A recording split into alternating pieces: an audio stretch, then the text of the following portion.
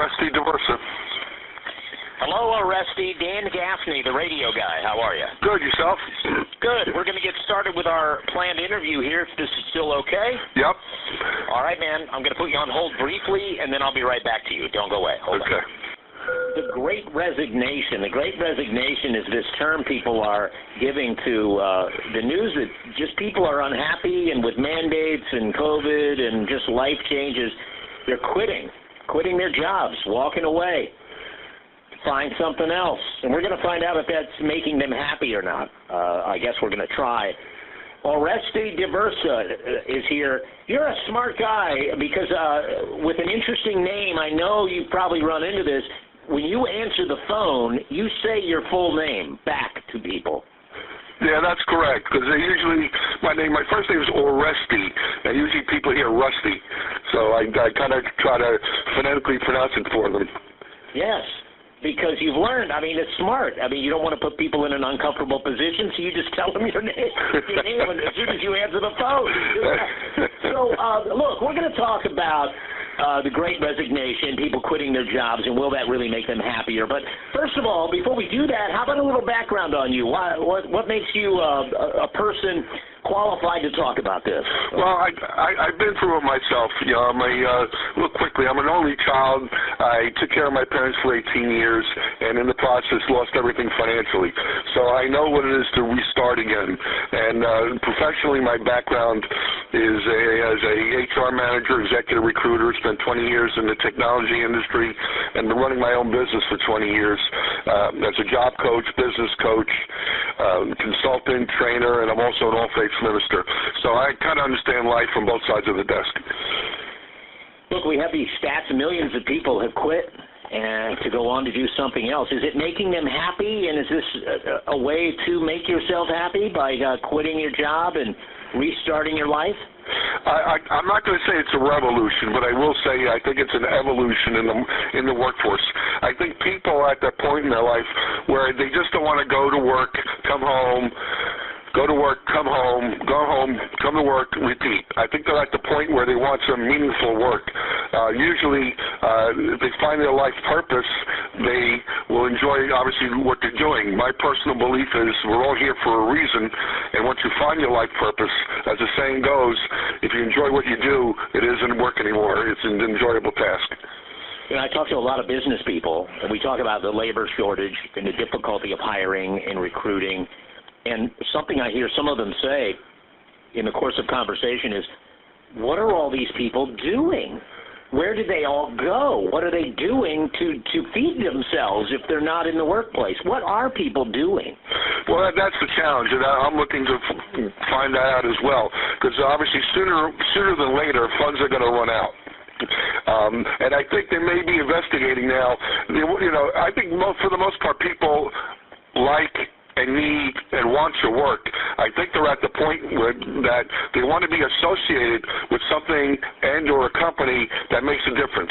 You're seeing that, for instance, in automotive companies that have programs where they help rescue dogs, and some of the larger box companies work with the community. And I think people are searching for more than just a job.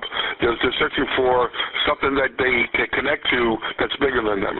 I see. So the smart companies are trying to tap into that, right? How can we make ourselves more relevant beyond making the widgets? Can we also make widgets and touch an emotional need that our employees have? Is that correct? Is that what's happening? Yeah, that's correct. I think with the evolution I spoke of, I think we all want to be part of making the world a better place. We all see what's going on immediately, obviously, with the pandemic, on the bigger scale, what's going on with the environment, and obviously people have kids and grandkids, and we're all concerned from a human point of view for our prosperity and prosperity, of future generations.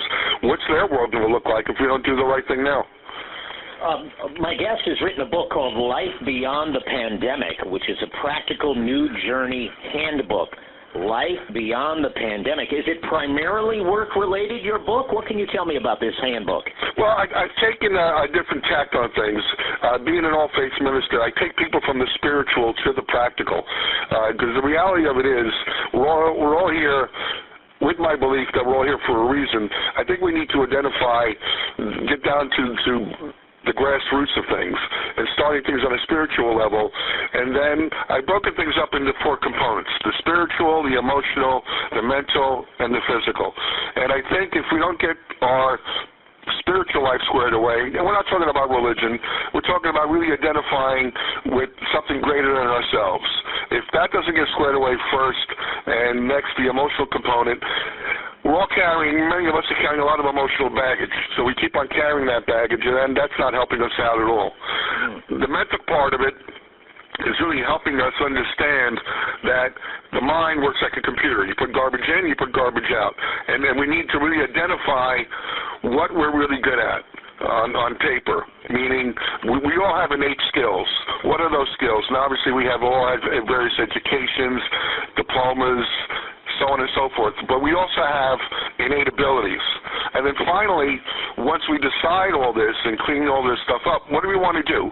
Do we want a better job? Obviously, we all want, make more money and fringe benefits, etc. Or do we want to work for ourselves? And now, with the advent of the Internet, we can both have a job and work for ourselves and make a difference in the world. How can people get this book? Well, the book's available on Amazon.com, and also for your listeners, a complimentary chapter is available on the website, www.lifebeyondthepandemic.com. Lifebeyondthepandemic.com is an easy way to go. Yep. Oreste, hold on for 1 minute, okay? I have many more questions. I want you to hold on while we talk about our sponsor, okay? Sure. Do you play piano, by the way? Who, me? No. Well, you can learn with our sponsor, KeyboardAmerica.com. Hold on, sir.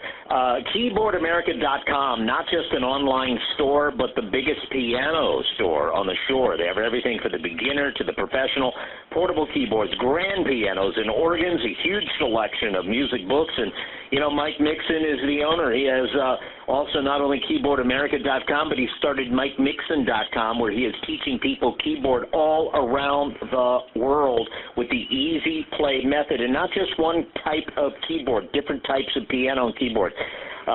Plus, he gives free lessons with the purchase of any piano or keyboard. You can start anytime. There's a new song every week with his Easy Play Today method.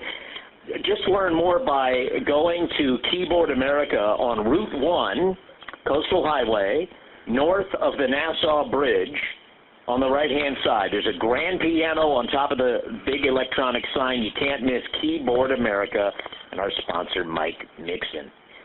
So, Oreste, tell us, what is an all-faiths minister? Well, my background is raised Catholic. I decided once I started my spiritual path, I started to learn more about all the various religions and spiritual traditions around the world. So I'm able to help everyone because I do have an understanding of all the religions and spiritual traditions. So it really means what it says, all faith. You're like a minister of all faiths? That's correct. Obviously I'm not an expert in every little nuance of all the religions, but I do understand all the religions, various ceremonies, rituals, and things of that nature. So I'm able really to work with anyone who really wants help on their spiritual path. And so, wow. So where would you land on your belief if you're an all-faiths minister? Have you settled on one? Well, I think the God, the Creator, in His infinite wisdom, did not give any one particular religion and or spiritual tradition all the keys. There's something good in all the religions and all the traditions that one can glean from. What about if someone has a faith with no God? Well, there are traditions that don't believe in one particular creator or one particular God. So as long as obviously the spiritual path is good and healthy and helping others and helping themselves and not hurting anyone, there's nothing wrong with that as well. I've actually never heard of it. All faith. Is this a real? I'm sorry to say. Is it a real thing? Is it a name you've given yourself or? Well, technically I'm an interfaith minister. But the challenge is when people hear the word interfaith, many people think that you're just working between religions. So I really use the word all faiths helping people understand that I work with all peoples of all different faiths. Many times when people hear the word interfaith, they think you're a minister that just works with one religion or interreligions. I understand. Not to make light, but the first thing I thought of, please don't be offended, I thought of Dr. Bronner's soap, where it says all one. Have you ever seen Dr. Bronner's soap? I've heard of him. Yeah, it has all the his faith stuff written on the soap because we're all one. I thought, wow, maybe he's one of those guys. Yeah. No, I try to make it easier for people to understand because what I don't want to do is, unfortunately, many people identify, if you identify one particular religion, they think, well, I'm a Buddhist, and maybe this person, he can't help me. Or I'm a Muslim, and maybe this he can't help me. So by saying all faiths and all traditions, I'm able to help everyone who would like help on their spiritual path. Yeah, I get it. So is there a business aspect to being an all-faith? I'm not hung up on this, but I'm curious. No, well, yes. I mean, the business aspect is I do weddings. I've married over 100 couples so far. I do spiritual coaching and counseling and guidance. Okay, very good. Hold on, all right? Will Sure. you hold on and talk to us more about the post-pandemic world and finding maybe a new path, new career? Hold on, sir, okay? I want to talk more about that in just a moment here on the Saturday Spotlight. The Great Resignation. Have you thought about changing jobs, changing careers, leaving your present position in the workplace? Many, many people have done it. That's what the Great Resignation refers to. And we're talking to a guest about this on Stage 6 of the Saturday Spotlight, brought to you by R&L Irrigation. Love your lawn. Not a term you hear very often, but if you want to look out in the summertime and wish, and see a nice green, thick lawn, you can be a part of the Livable Lawn program of Delaware. And here in the midst of winter, get a hold of R&L Irrigation and plan for next spring and summer. That's rnlirrigation.com. Oreste DAversa is here. He wrote a book called Life Beyond the Pandemic, a Practical New Journey Handbook. I would imagine this is, if you want to change jobs or find a career that pays more, I guess this is a good time based on what we've been talking about. Well, yeah. I mean, obviously, you see the situation with the labor shortages and various challenges with finding labor. So, yeah, of course, everyone's looking for more money and better jobs. But I think the change now we're going to see, and I think employers have to work with candidates, that is, future employees, to find work that kind of helps them make a difference in the world, and obviously help them with their life purpose. Now, it doesn't have to be a direct correlation, but I think we're going to find that people want to feel good about the jobs they do and the companies they're associated with. Yeah. But listen, do you also see this? I do. People think a job switch will make them happier. People think if I just move from here to another state, I'll be happy. Happiness doesn't always come from these external sources, right? Don't you have to be sort of happy within before you can be pleased with any sort of change? Without question. That's why I addressed that in my life blueprint, my new life blueprint, in the spiritual and emotional components. We really have to work on ourselves, and as the saying goes, it's an inside job. We really have to do some hard work on ourselves to see what's wrong inside. Why am I not happy? And in the section on emotions, we really have to identify and do the work for carrying any emotional baggage from family, from growing up, etc. And we need to do that work. And many people don't want to do that work. So what they're doing is they just keep on taking those bags from job to job, move to move. Yeah, it's like an addict almost. They dump a relationship. I'm not happy. It's this guy's fault or this woman's fault. Dump, move on. It's financially devastating, emotionally devastating. They move from place to place. I'm going to go to New Jersey. I'm going to go to Pennsylvania, back to Delaware, going to Florida, back and forth. Nothing's making them happy. They fail to realize it's within, perhaps. Well, again, yeah, I agree with that. And unfortunately, many people do not want to do the hard work. I personally have been working on myself for over 20 years, and it's just like peeling back an onion. You know, the more you peel of it, the more you're going to get to the core of it. Many people just deal with the symptoms of their lives. They're not really dealing with the core issues of their lives, and that's a challenge. Core issues. So what is it, really? What's the core issue? You know, if you could go right to the part of the onion that's going to make sense for us as you peel it back, what's the key in your view? Well, it's going to be on it's on an individual basis. Who was raised by abused parents? Who was sexually abused? You know, it's not one size fits all. People need to sit down and with tools such as medication, what will happen is these things will start bubbling up in their subconscious, and they can do the work on themselves and or work with mental health professionals to start uncovering these things. And unfortunately, doing the work is hard. There's some things in life you can go around, some things you could go under, but the tough things in life you really have to go through. Interesting you mentioned medication.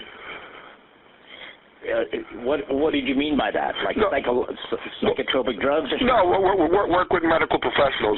Maybe that came out wrong. Work with the appropriate medical professionals and psychological professionals that'll help you really start peeling back the onion of your own life. And if medication is involved, obviously you deal with the proper medical professionals to work with the right people to help you really peeling back that onion. Well, in your work, how often do you think is a medical issue versus a spiritual issue? You know, sometimes people mistake a spiritual issue for a medical issue. Without question, and it's really on an individual basis. I've seen both. Usually in my work, as soon as I hear certain key phrases, that's when I'll refer them out if I feel they should work with a medical or psychiatric professional. Where are we talking to you from today?